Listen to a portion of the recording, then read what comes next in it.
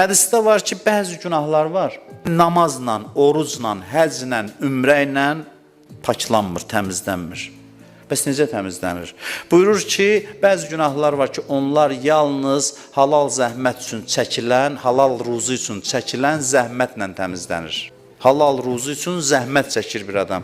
Bəzi günahlar var ki, Allah saxlayır, yalnız bu əziyyət nəticəsində o günahlar əməl dəftərindən silinsin. Necə yəni, mən gecə yatmamışam, yalvarmışam Allaha, dua eləmişəm, əl-əf demişəm, istiğfar eləmişəm, Allah deyir, yox. Bəziləri var ki, bundan bağışlanmayacaq.